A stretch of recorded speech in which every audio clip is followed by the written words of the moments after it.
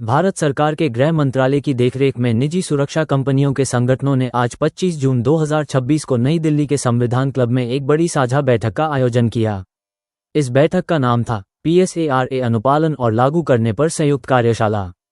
इस बैठक में गृह मंत्रालय के बड़े अफसर, राज्यों के नियंत्रण अधिकारी, DGP और ADGP स्तर के पुलिस अधिकारी और निजी सुरक्षा कंपनियों के 400 से ज्यादा लोगों ने हिस्सा लिया।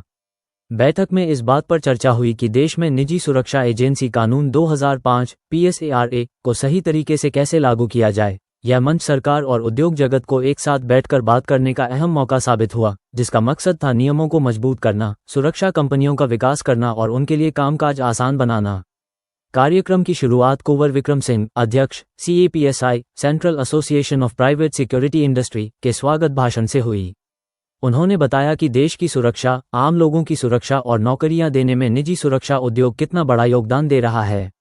साथ ही उन्होंने इस बात पर जोर दिया कि सरकार और उद्योग को मिलकर चलना कितना जरूरी है। मेरा नाम कुंवर विक्रम सिंह है। मैं central association of private security industry, जो इंडस्ट्री की सबसे बड़ी एथिक्स बॉडी है, उसको रिप्रेजेंट कर उसका चेयरमैन।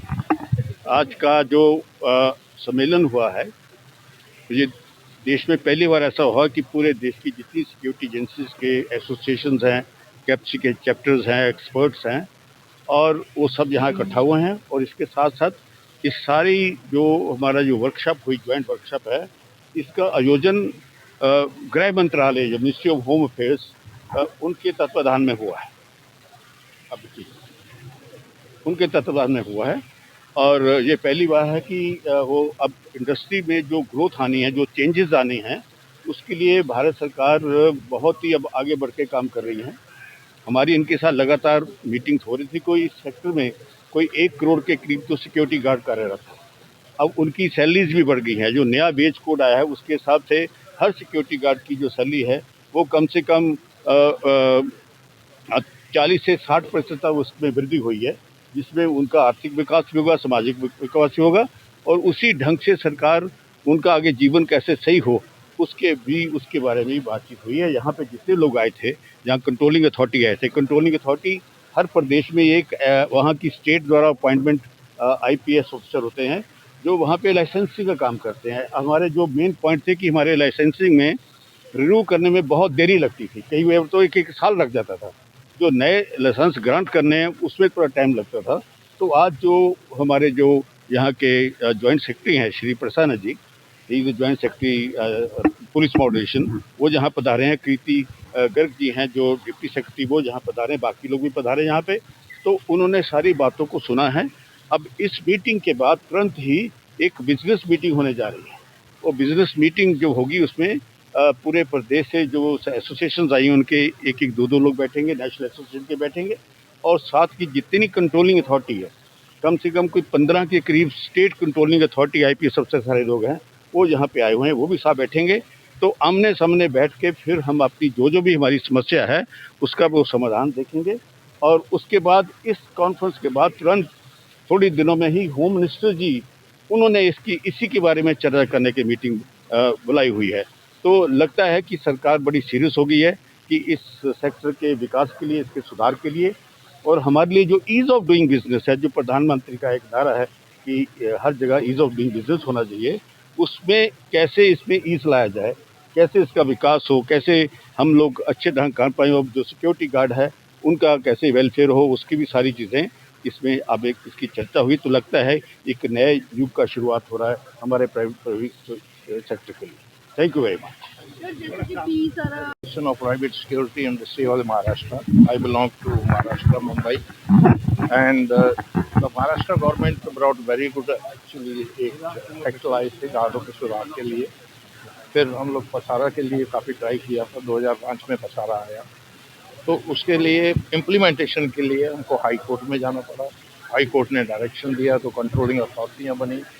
तो हाई कोर्ट और सुप्रीम कोर्ट के काफ़ी चक्कर हम लोगों ने काटे हैं, और लास्ट में ये एक्ट के अंदर जो कमियां हैं, मैं थोड़ा सा उसके बारे में बताना चाहूँगा कि कोई भी एक्ट तब तक कंप्लीट नहीं है, पूरा नहीं है। ये सुप्रीम कोर्ट की जजमेंट है जो सिक्योरिटी फ्रॉम इंडिया ने फाइल की थी कि जब तक तीनों को स्टेक होल्डर को आप नहीं लाएंगे, जो एंगेज करता है सिक्योरिटी गार्ड को, जो प्रिंसिपल एम्प्लॉयर है उसको पेमेंट करता है, सिक्योरिटी एजेंसी सप्लाई करती है, और सिक्योरिटी गार्ड जो मेन है जैसे जिसको काम कर, तो सिक्योरिटी गार्ड का इसके अंदर वेलफेयर सर्विस कंडीशन नहीं है। तो हमारी गवर्नमेंट को ये रिक्वेस्ट है कि उसकी भी सर्विस कंडीशन रखी जाए।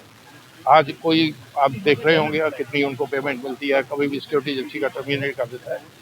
लेकिन इस सेक्टर की जो ग्रोथ है, सबसे इम्पोर्टेंट जो ग्रोथ है इस सेक्टर की, मैंने 1973 में as a security guard join किया, आर्मी से आने के बाद एक सर्विसमैन हूँ। तो उस टाइम पे 8-10 सिक्योरिटी एजेंसियाँ थी। आज तकरीबन 30,000 वैलिड लाइसेंस लिए हुए सिक्योरिटी एजेंसियाँ हैं। उस टाइम 10,000 गार्ड थे, आज कम से कम 80-85 लाख सिक्योरिटी गार्ड हैं।